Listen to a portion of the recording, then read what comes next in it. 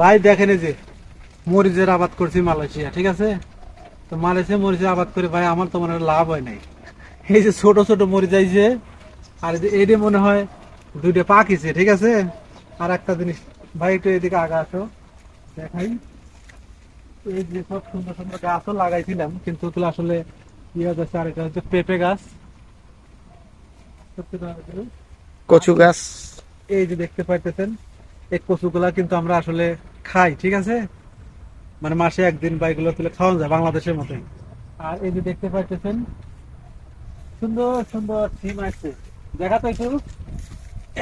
এই যে সুন্দর সুন্দর সিম, ঠিক আছে। দেখছেন কত সুন্দর। এটা আমাদের একটা আবাদের জায়গা, ঠিক আছে।